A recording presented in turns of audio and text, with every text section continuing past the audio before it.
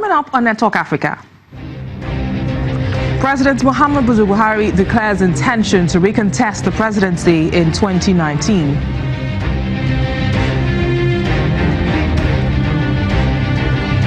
And the Constitutional Court in Uganda hears an application to annul the removal of presidential age limits.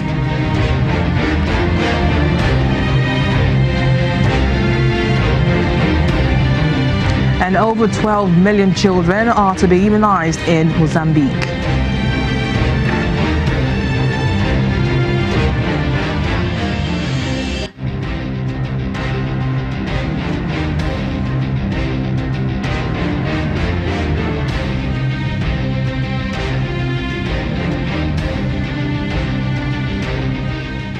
Glad you could join us on Network Africa. I am BC Adebayo. We begin here in Nigeria, where President Muhammadu Buhari has declared his intention to recontest the presidency in 2019. The president made his intention known during the meeting of the National Executive Committee meeting of the ruling All Progressive Congress in Abuja. The Plateau State Governor, Simon Lalong, confirmed this to journalists after the National Executive Council meeting of the party. Earlier, the personal assistant to the president on social media, Bashir Ahmed, announced the declaration on his Twitter handle with a promise to give details soon. The governor of Kaduna State, Nasir El-Rufai, also confirmed the president's declaration on his Twitter handle, saying the president has just announced his intention to run for a second term in office. The president had been silent about his intention to seek re-election, claiming that he was still consulting.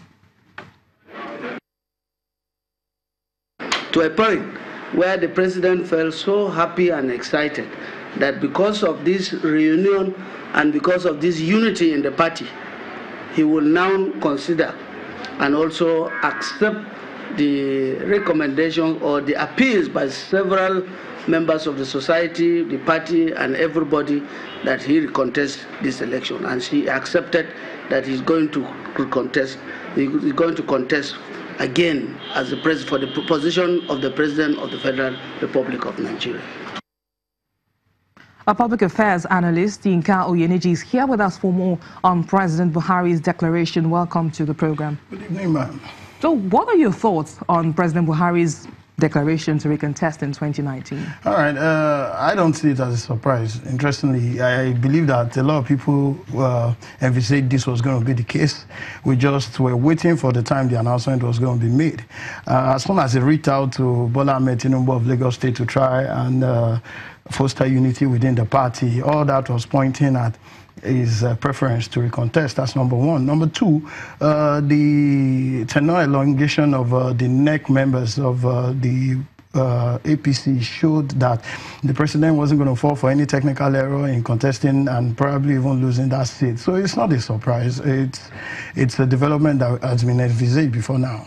So do you think that, the president's declaration now will cause any change in the political sphere? It will cost a lot. I can tell you that for free. Because number one, a lot of candidates or aspirants have been thrown up in the north, right? For example, I can say this. A former South-South governor had said to me, at least through his spouse, that he wasn't going to contest elections if XYZ people were contesting. Now that Buhari has signified his interest to contest, El-Rufai is out of it. Don't expect El-Rufai also to signify his intention anymore.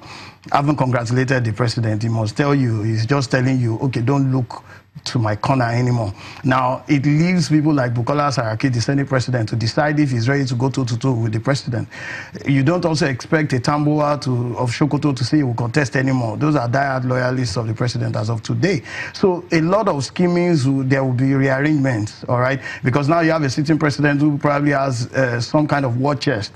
Excuse me, if as of last week, we were still talking about withdrawal of proposed withdrawal of $1 billion from to fight insurgency and all of that. You know that this is a build-up, and a lot of people will start, well, there'll be rearrangements, there'll be scheming and all of that. But it's a good thing. It's a sitting president who's exercising his constitutional right to contest the second time. So it's a welcome development. Well, talking about it being a welcome development, the president took his time to make this announcement. But what factors do you think may have led to him, deciding to seek re-election? Again, very good question. I want to commend President Buhari, all right? publicly and privately for waiting till this time. It's only about 10 months to the end of this dispensation. He left it late, which is good in the interest of the nation. The nation has witnessed a lot of events surrounding its security for the past few months. So it wouldn't have made a lot of sense for the president to come out at that time to say, I want to recontest. Probably he was waiting for a stable period, number one. Number two, the president came in on the change mantra as well as the anti-corruption crusade. Speaking for the president, if I was speaking for the president, I would say the president has started something that he doesn't think he has finished properly or finished well. He has inherited lofty ideals from the former administration, including the TSA, which implemented, but which framework is not yet complete. Also, we've been talking about specialized courts and all of that, and then this prosecution of corrupt or supposedly corrupt persons hasn't really taken foothold.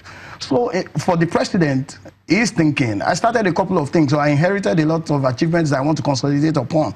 The railway, the agriculture sector, and all of that. And then he's still fighting power. So for him, the president thinks in his own mind that it will be better for him to recontest. And then there's also the notion that if he doesn't contest, Nigeria may be hijacked.